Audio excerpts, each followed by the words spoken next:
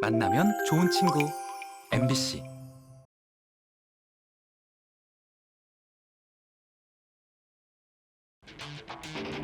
숫자 뒤에 감춰진 비밀을 찾아라 예산 추적 프로젝트 빅벙커에 오신 여러분 환영합니다. 자, 우리가 낸 세금이 어디에 어떻게 쓰이는지 날카롭고 꼼꼼하게 추적하기 위해서 세 분의 예산감시위원과 오늘 이 자리 함께 하겠습니다. 자, 이 세 분과 함께 추적할 빅벙커 오늘의 주제 바로 공개합니다. 보시죠.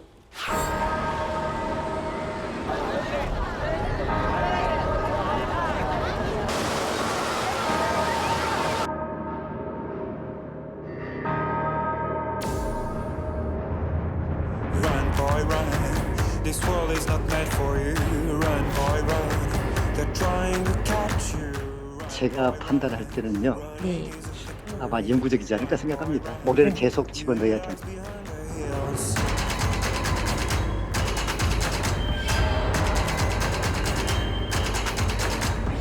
Run, boy, run.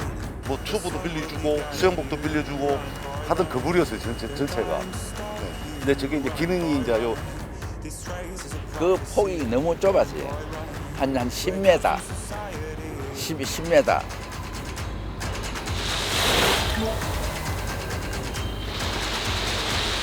Oh, isn't off a day, hey. And you don't have to hide away, yeah. You'll be my boy. But for now, it's time to run. It's time to run.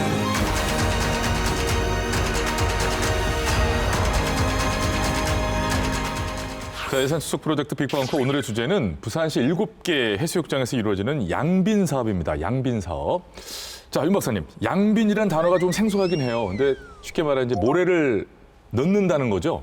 예, 맞습니다. 네. 산에서 산불이 났을 경우에도 보면 산에 나무를 새로 심지 네. 않습니까? 네. 그것처럼 해안가에 있는 모래가 빠져나가거나 없어졌을 때 이런 모래를 어딘가에서 다시 가져와서 그 모래를 보충을 해야 되는 것이죠. 해수욕장에 모래 넣는 장면은 아까 저 화면에서 잠깐 봤지 실제로는 한 번도 본 적이 없거든요. 근데 이 모래가 어딘가 처치곤란이어서 가져가세요 해서 공짜로 갖고 오는 건 아닐 거란 말이에요. 가져올 때는 비용을 지불해야 되죠. 그죠? 네, 세상에 공짜는 없습니다. 부산 지역 해수욕장에 모래를 채우는데 얼마나 들었는지를 하나씩 저희가 알아봤는데 반 의원님, 네. 어느 정도일 것 같습니까? 10년간 모래를 부은 게. 개인이 뭐 이제 모래를 사고 파는 경우는 거의 없으니까 네. 사실 예측이 좀 어렵기는 한데 한 50억 정도? 좀 더 쓰세요. 100억? 100억? 네. 글쎄요. 지금 공개해드립니다. 와, 저도 이거 보면서 참 놀랐는데 얼만큼이나 될까요? 162억 원어치 모래면? 저도 이게 10년치 모래량을 한꺼번에 모아서 본 적은 없었던 것 같은데요. 예. 쉽게 말해서 우리가 흔히 양을 얘기할 때 트럭을 많이 비유를 하는데요. 예. 이 25톤 트럭에 한 4만 대 분량이 모래가 부산시 해수욕장에 4만 투입됐다. 대. 부산에서 평양까지 거리가 527km 정도 되거든요. 네. 쫙 이렇게 그 세워놓은 거라고 생각하시면 돼요. 꽉 채워서 네, 모래를. 그러니까 엄청난 양이죠. 그래도 잘 모르겠는데. 아, 그래요? 사실 네. 그렇잖아요. 일렬로 쫙 서 있는 그 모래, 야, 근데 어마어마하다는 거 정도는 알겠는데. 자, 그럼 여기서 막간 재미로 퀴즈 한번 살짝 내볼게요. 해수욕장에 이제 7곳이 있어요. 자, 그 중에서 지난 10년 동안 이 모래를 가장 많이 먹은이라는 표현이 맞을 것 같아요. 가장 많이 갖다 넣어야만 했던 해수욕장은 과연 어딜까요, 반 의원님? 오래된 순으로 따지면 뭐 송도 해수욕장도 순위에 들어갈 수도 있지 않을까요? 송도 해수욕장 네. 가장 오래되긴 했으니까. 윤 박사님 왠지 알고 계실 것 같은데 정답이 예, 그 해운대 해수욕장이 아무래도 제일 크고 네. 그다음에 관심이 가장 높은 지역 네. 아니겠습니까? 막 보수했을 것이다. 예, 그랬을 것 같습니다. 가장 많이 넣었을 것 같다. 예. 오 박사님. 네, 저도 해운대 해수욕장 백사장이 가장 넓으니까. 아, 숟가락 얹기로. 네네. 알겠습니다. 그렇습니다. 지난 10년간 모래가 가장 많이 들어간 해수욕장은 바로 해운대 해수욕장이었습니다. 무려 25톤 트럭 아까 크게 얘기했잖아요. 32,700대 분량의 모래가 해운대 해수욕장에 들어갔어요. 지금 이 방송 보시면서 아니 해수욕장에 모래를 계속 그렇게 많이 넣었단 말이야? 라고 생각하시는 분들이 많으실 텐데 다시 한번 짚어드리지만 이렇게 10년간 그 모래를 바로 갖다가 다시 채워넣는 데 쓰인 예산이 무려 162억 원에 달했고요. 많은 돈을 들여서 많은 모래를 넣은 부산 해수욕장이 근데 또 전국 1등을 기록한 부분이 있다고 그래요. 근데 이게 왠지 느낌이 좋은 걸로 1등 아닌 것 같은 이상한 느낌도 있고 한데 무엇으로 전국 1등을 했을까요? 빅벙커가 추적해봤습니다.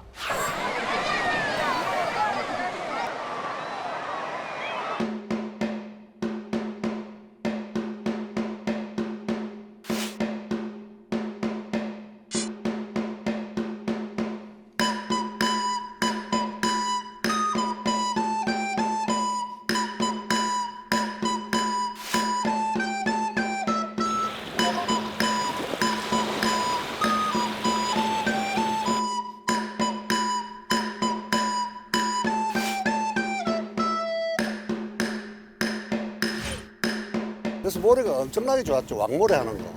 우리가 어릴 때는 해수욕하고 나와서 모래파리 구워 가다 이렇게 털어보면 모래 없어요. 왕모래 하다가. 지금은 또 거의 무지같이 막 끌어다가 있지. 그때 그리우시겠어요, 그 모래가? 아, 그럼요. 예. 정말 모래 좋았어요.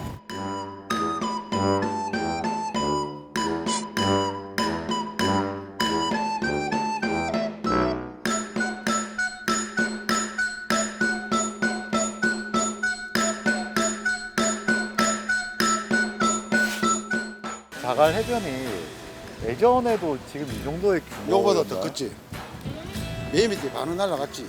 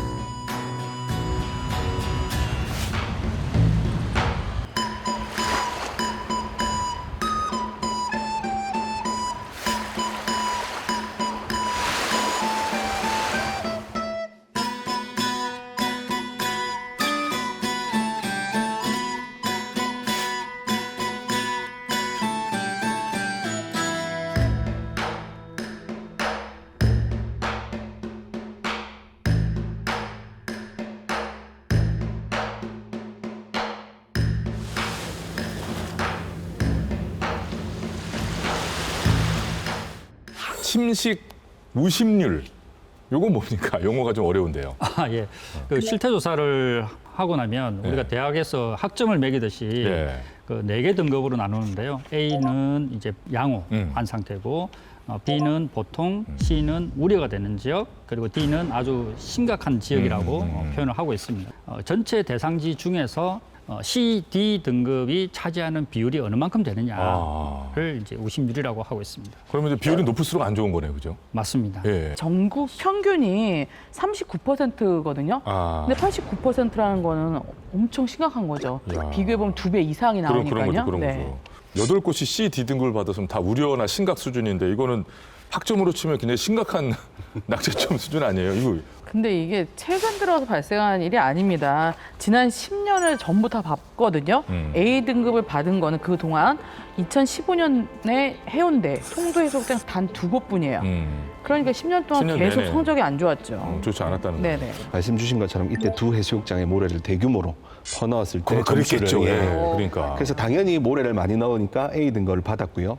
그러나 자연적으로 또 모래가 유실되면서 성적이 오래 가지는 못하고 점점점 낙제점으로 가고 있는 중인 것 같습니다. 그러니까 이 말은 결국 모래를 계속 사서 넣어도 그거 자체로 뭐랄까요? 근본적인 대책은 될 수 없다는 거잖아요. 예, 뭐 양빈이 효과가 없는 건 아니죠. 해운대 해수욕장의 경우에 축구장 8개 면적 정도가 늘어났다고 합니다. 예. 물론 이제 그 이후에는 이제 모래가 조금씩 사라지기는 했었죠. 저는 계속 느낌이 드는 게 어딘가 이제 물이 막 새가지고 천정에 새서 물이 툭툭 떨어지는데 이걸 막기는 어려우니까 자꾸 닦고 있는 느낌이 들거든요. 돈을 들어서 닦고 나면 좀 있으면 또 젖고 뭐 이런 건데 10년간 쓴 예산이 162억 원이 좀 넘는데요. 그 여러 가지 이유가 있겠지만 백사장이 계속 줄어들고 있고 모래가 빠져나가고 있고 예산을 계속 투입을 해도 백사장은 줄어들고 있다. 반토막 났다. 심각하다. 이런 언론들은 계속 2000년대부터 지금까지도 그렇죠. 계속 나오고 있는 중입니다. 이런 뉴스를 제가 저녁 메인 뉴스에서 본 기억만 해도 뭐 굉장히 여러 번이었던 것 같은데 그런데 여기서 가장 궁금한 게 박사님 얼핏 짐작은 가지만 모래가 대체 왜 없어집니까? 우리가 흔히 기후변화를 얘기할 때 기후변화 결과로 해수면이 상승한다고 예. 얘기하죠. 그럼 이런 해수면이 올라가게 되면 해안가의 땅이 올라간 해수면만큼 이제 땅이 잠식이 돼버리는 겁니다. 그렇죠. 물이 잠겨버리는 거죠. 이렇게 예. 먹히는 거겠죠. 서서 그렇죠. 예. 음. 또 이제 더 문제가 뭔가 하면 해수면이 올라가게 되면 그만큼 파랑의 힘이 세지기 때문에 지금 깎여 나가는 속도는 빨라지겠죠. 그렇죠. 속도가 더 빨라진다는 게 문제가 있습니다. 아무튼 자연적인 요인 지금 얘기해 주셨는데 저희 제작진이 함께 보자고 한 사진이 있습니다. 이거 사진 한번 볼까요? 여기 어딘지 혹시 아십니까, 오 박사님? 잘 모르겠는데요. 이거 저 신윤복 선생의 그림 아닙니다. 그 사진이에요. 맞춰보세요. 뭡니까? 해운대 해수욕장. 해운대를 좀 찍은 거죠? 예. 찍은 거죠.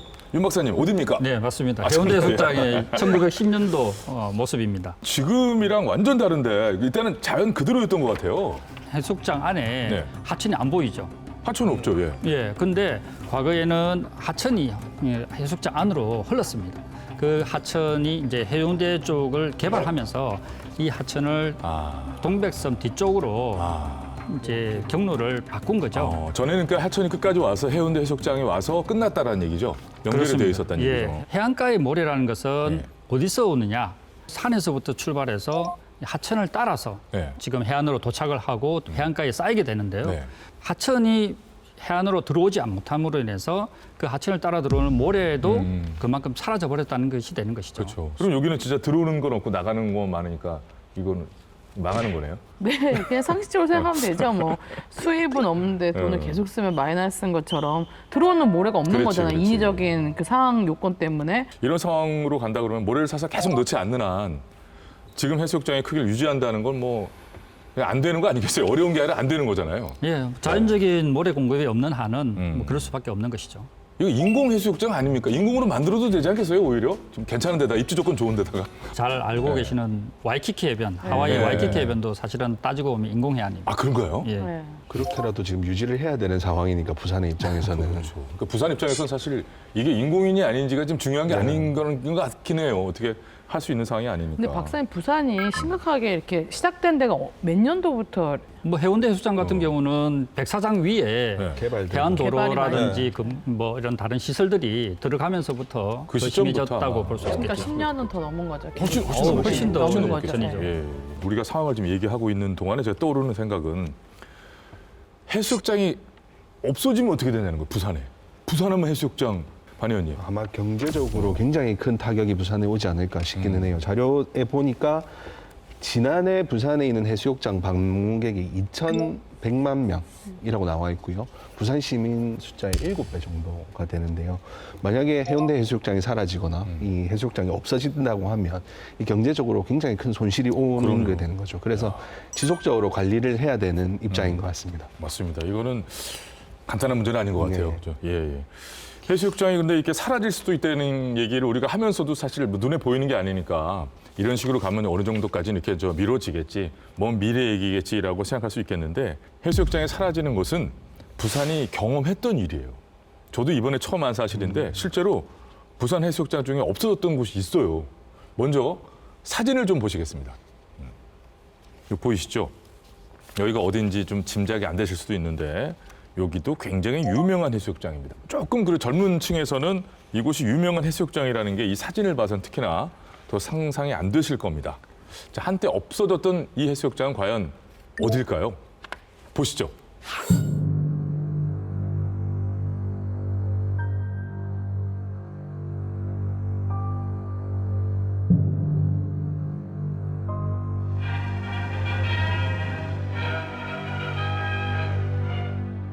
그런데 이곳 부산 송도 해수욕장에서는 3만여 시민들이 쏟아져 나와 시원한 파도와 바닷바람을 즐기고 있습니다.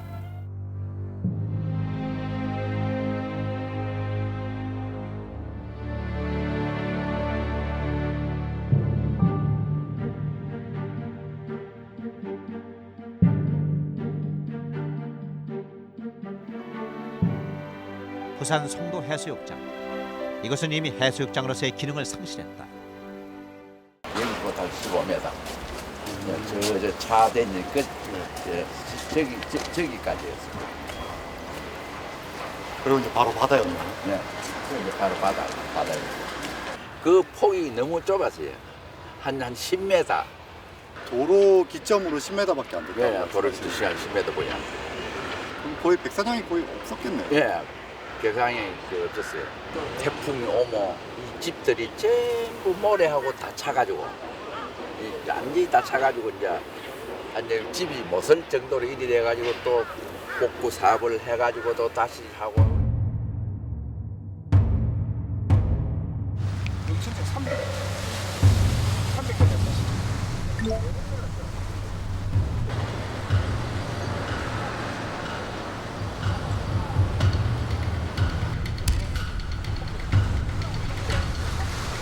전국에서 최초라고 하는데 예. 좀 기대를 많이 걸고 있을 것 같은데. 예, 저도 사실은 좀 두렵기도 하고 그렇습니다. 이거는 아직 우리나라는 축제적 노하우가 없어가지고 무작정 벗는 그런 식의 그 양비를 일부 조금씩 하고 있는데 지금 우리 같이 조성하다시피 하는 양비는 우리나라 최초입니다.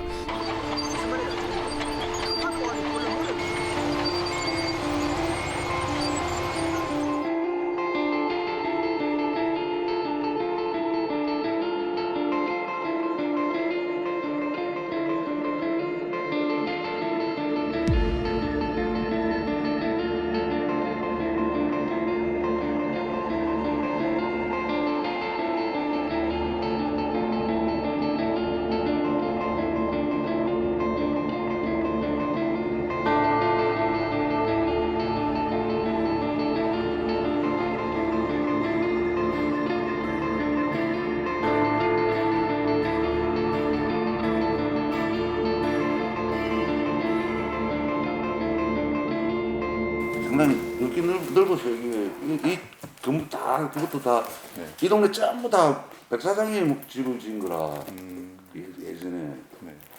저기 경로당부터 해서 여기까지가 전부가 다. 그렇죠. 이거 백사장이었죠 다. 전부 다 백사장. 이 자체가 없었죠. 이게 다 백사장이었죠. 뭐 튜브도 빌려주고 수영복도 빌려주고 하던 그 부리였어요 전체가. 근데 저게 이제 기능이 이제 요 해수욕장을 이제 관리 안 하면서 여기가 제 1사장이거든요. 네. 그 반대쪽 보면 또 바다가 또 있죠. 저기 다 지금의 다대포 해수욕장이요. 그거가 제 2사장. 그러니까 제 1사장이 해수욕장이고 저기는 이제 낙동강 하루에서 이제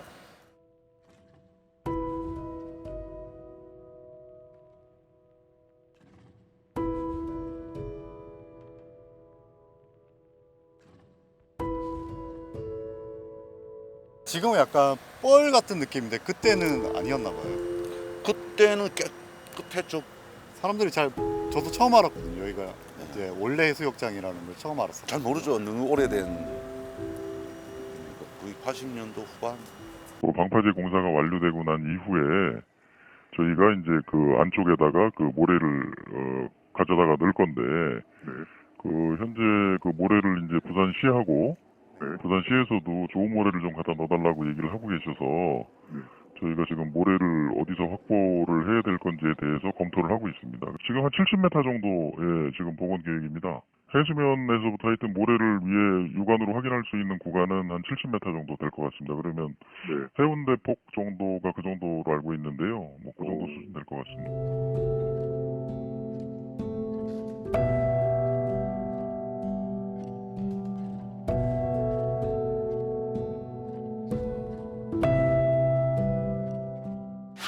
송도 해수욕장 하면은 우리나라 최초의 해수욕장으로 뭐 퀴즈에도 많이 등장하고 유명하잖아요.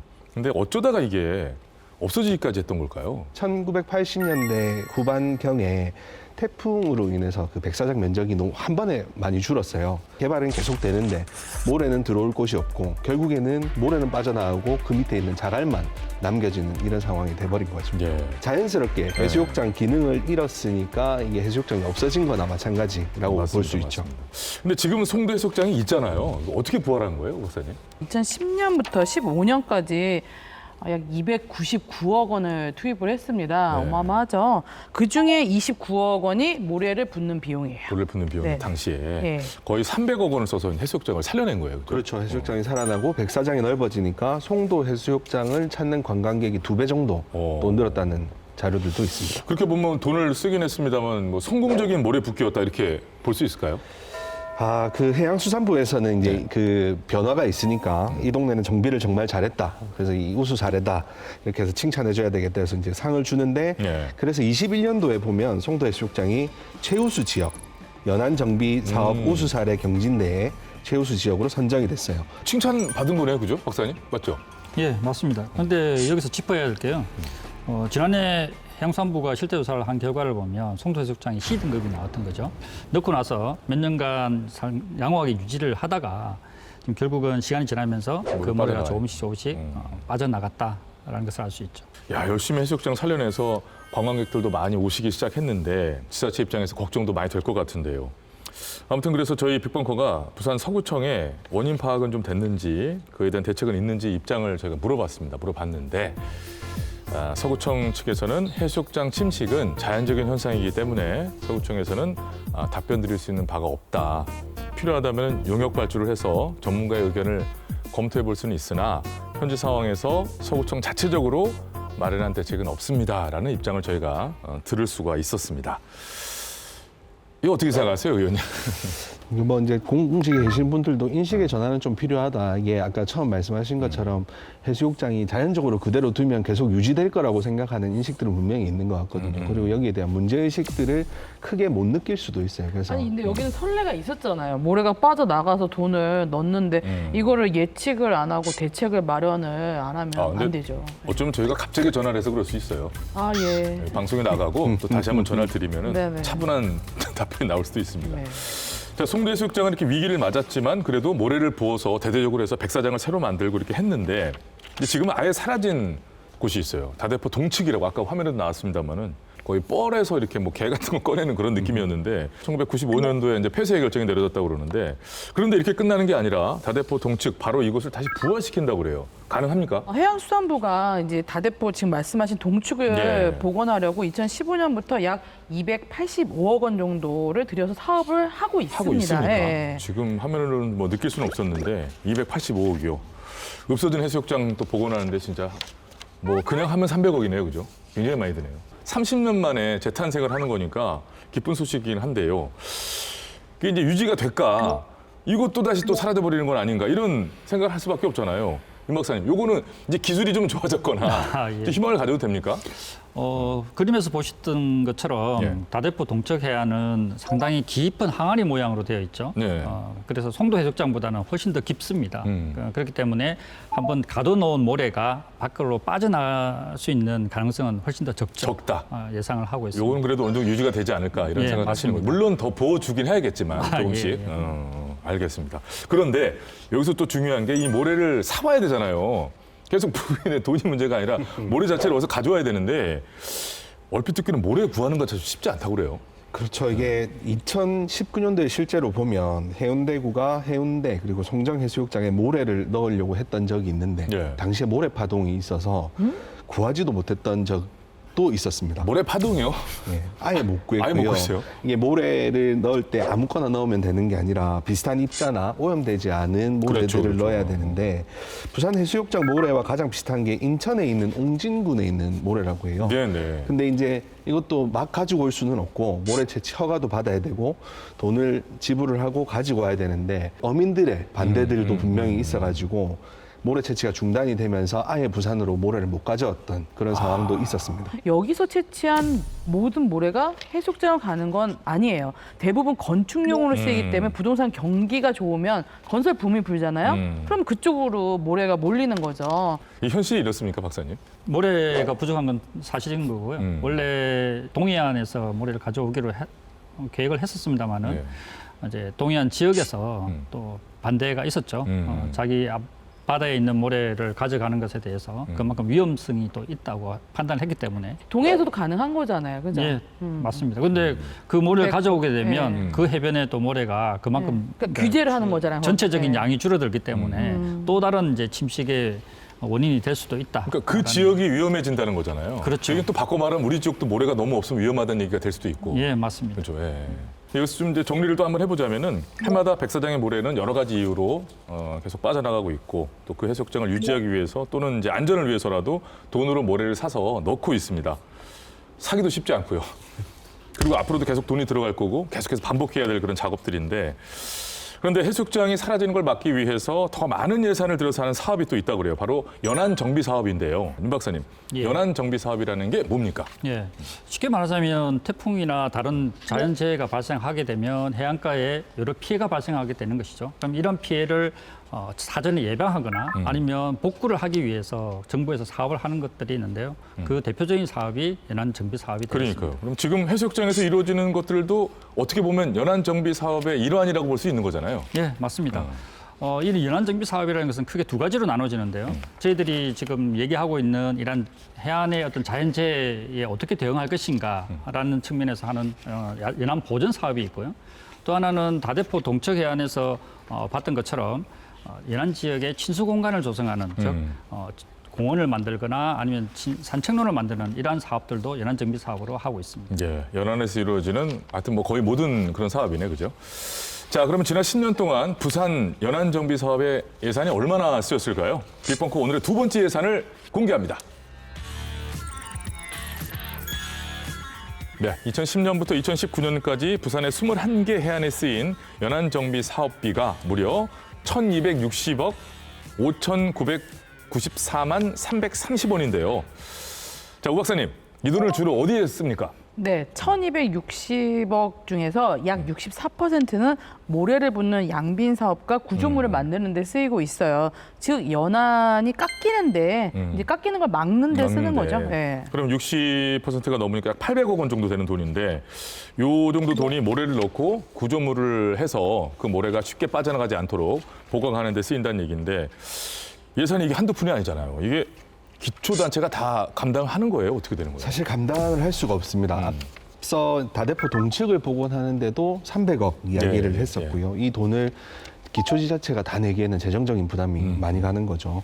그래서 일단 지자체가 해양수산부에다가 요구를 합니다. 우리 동네 해안이 이만큼 깎였고 백사장이 이만큼 줄어들었으니 모래를 더 넣거나 아니면 바다 안에 구조물을 좀 만들어야 되겠습니다 하고 사업을 신청을 하고요. 그럼 해양수산부가 그걸 받아서 연안정비사업 기본 계획을 검토를 하면서 진짜 이 지자체가 이 사업이 필요한지 아닌지 현장 조사를 해서 판단이 되면 이제 선정을 하는 거예요. 그럼 선정이 돼야 중앙정부에서 예산을 조금 지원을 받을 수 있는 구조가 돼서 이 해양수산부의 선정에 따라서 이 사업을 진행할 수 있냐 없냐까지 그렇죠. 이게까지 정해집니다. 어차피 기본적으로 지자체가 감당하기엔 너무 큰 수준이라고 그렇죠. 하면 해수부의 지정 그 선정에 따라서 완전 좌우되는 맞습니다. 그런 상황에 달려 있는 건데 자 그렇다면 부산의 해수욕장을 관리해야 되는 그 각 기초단체들이 있잖아요. 걸쳐 있는 그 단체들은 어떤 상황일까요? 빅벙커가 가서 물어봤습니다.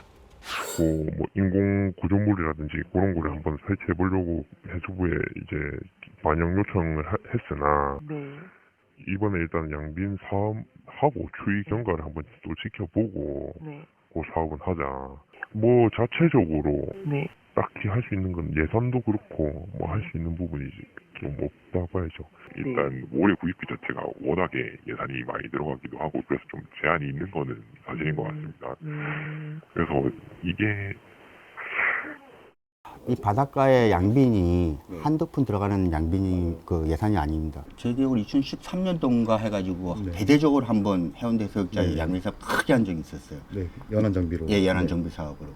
그렇게 했을 때 백사장 폭이 조금 는다는 감은 좀 있는데 우리 편성된 그 예산으로는 뿌려봐야 크게 눈에 띄는 현상은 아닌데 그나마도 안 하면 그 골이 더 깊어지고 이 안에 발생이 더 강해져서 그 관광객 때 안전사고가 더 크지 않을까 우려돼. 5분도 안 되는 짧은 순간 사람들이 순식간에 휩쓸려 떠내려갑니다. 거꾸로 치는 파도 이한류입니다. 기초지자체는 지금 예산이 워낙 이제 좀 한정적이기 때문에 그 효과를 내기가 힘듭니다. 그래서 국가의 해수부에 우리 계속해서 저희 지원을 하고 있습니다.